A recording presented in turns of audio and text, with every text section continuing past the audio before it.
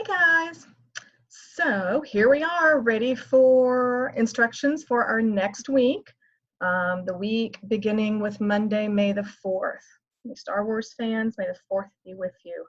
Ha ha ha. Anyway, all right, so I'm gonna go ahead and share my screen and we'll get started. So let's see, let me go to Google Classroom. And as always, again on the stream, I've cleaned it up so you don't have to just like sift through here. Please go to classwork. This is where you will find all the work neatly organized. And we always start on the calendar to get kind of the pacing for the week, to get the big picture. So let me give it a minute to populate. So I know they're starting to announce some end of year things for seniors. I do know on May the 21st that seniors will be turning in their Chromebooks, and only seniors are going to turn in Chromebooks this year. So there'll be more information on that as we get closer. All right, here we are. So let me put this in here. Let's see. Here for weekly and pasting.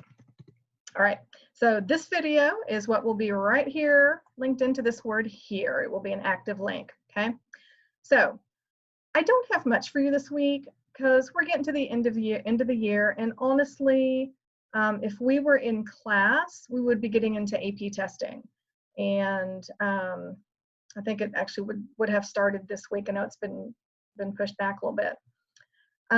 So I do want you guys to continue the time management journal entries. I have not looked at those yet for this week at the time of the recording of this video. I also want you guys to continue with the RASD Wellness Challenge, because those are just some really good things to help you guys kind of focus on some other things. Focus on the world around you. Focus on to kind of look outward instead of just kind of staying inside your little self-isolation cave. Okay, hopefully you are going outside and getting some fresh air and sunshine, maybe spending some time reading a book, listening to some podcasts, doing some things to kind of engage your own personal interest. And that's actually what we're going to look at today, or this week rather. So over here, assignment number 11, it's an assignment called, well, it's a podcast called Revisionist History, and it's actually one of my favorite podcasts. So let me go over to self-management, and some of y'all, I mean, it's already posted out there, so you've probably seen it kind of pop up in your inbox. So the idea is to create a curious mind. That one way to kind of, if you are having feelings of depression, of anxiety, of dread, then creating a curious mind and kind of keeping your mind engaged on other things is a really good way to bypass that. The month of May is also Mental Health Awareness Month. So this is a really good time to kind of begin, to explore some areas that you might not have explored before. Things like even picking up a new hobby. One of the things that I've kind of toyed with in recent years has been calligraphy and the fun writing. So I've been kind of playing with that some. But then I've also, obviously, I've been reading. Y'all know I've been reading, right? Both audiobooks and the regular physical books. And then I'm also listening to more podcasts. So there's an article that's attached here. First of all, there's a little bit about revisionist history. Malcolm Gladwell, he is actually an author. He's written numerous books, and I have one of them sitting on my shelf. I haven't actually read it, but it came out several years ago, got really good reviews. So I'm going to go ahead and pull it off the shelf and put it here on the top of my stack back here. All right, so revisionist history, the reason I like this one is what he does is he takes a particular event and he goes and he looks at it again, but maybe from a different perspective, and to say, okay, is this really what was happening? I was actually going to use, there's 3 episodes from this particular podcast that I was going to use as part of our final exam that he refers to as Promise of Higher Education in America. And so there's actually 3 podcasts, or 3 episodes rather, that go in that series, and you're welcome to use one of those. But before you get started on the podcast, there is an article here that was published online at Psychology Today, and it talks about these benefits of having a curious mind. Some of y'all have mentioned that you're just not motivated. It's not about motivation, y'all. It's about discipline, and it's about, it's about, again, just engaging your mind and just being curious about the world around you. And especially as you get into college, there will be, and those of you who are in on-ramps rhetoric, you know this, that you will have to kind of create your own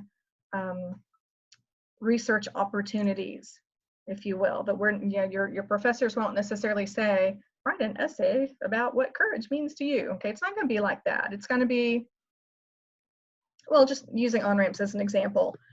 This semester we're looking at gender, race, and ethnicity, and we've looked at a bunch of different things. And our on-ramps redders now are doing research on a topic within that umbrella, something that's of interest to them. I've got people are researching everything from, transgender medical benefits and having access to quality medical care. I have one student researching Native American issues. And there's a ton of different topics. So there's so much out there to be curious about. And all it does to be curious is just better you. Unless you're a cat, then what they say, curiosity killed the cat. We don't want that to happen. All right, so the first thing you want to do, and it's a short article. I mean, there's not much to it, but it's just some really good information. Because one of the things that I strive to do in college transition is the things that we do in class are research-based. So we don't do them just for the sake of doing them. We're doing them because research shows that there's a benefit, okay? So the idea of having a curious mind and creating a curious mind. So after reading the article, in your own words, what is the main idea the author wants her readers to take away? And I have your responses in this fun kind of turquoise color. So please make sure your answers appear in this turquoise. All right, so your task then with this podcast, and again, it says here, originally our final exam was to involve 3 episodes of season 1, and these 3 seasons are referred to as Promise of Higher Education in America. So things have taken a turn for difference. We've been on a really wild ride these past few weeks. So what I thought I would do instead is give you the link to the podcast, and you get to choose an episode just to explore. Okay, and it's 4 seasons so far. So, and you can see brief descriptions of each episode. Okay, top secret research project by the Pentagon, Big Man Can't Shoot, Wilt Chamberlain. Okay, if any basketball fans. And then these are the 3 episodes, 4, 5, and 6 that focus on higher education. Carlos Doesn't Remember, Food Fight, My Little 100 Million. How Does Genius Emerge? I love the title. I haven't listened to this one yet. I did listen to The Blame Game yesterday, and it was interesting. The Satire Paradox. So there's just a lot of really cool, season 2. Okay, so just a lot of really cool topics. So read the brief descriptions, choose one, let me know what season, what episode number, the title of the episode, and then why did you choose that one? Like, what about that made you go, ooh, I want to listen to this one? And then you're going to listen to it. They're usually like 30 to 45 minutes. And honestly, I'll listen to podcasts while I'm getting ready or while I'm out running errands or whatever. So after listening to the episode, what are 3 things you learned? What are 2 questions that you would still like answered? Like what questions did it generate where you're like, oh, well, what about this? And then it was not answered.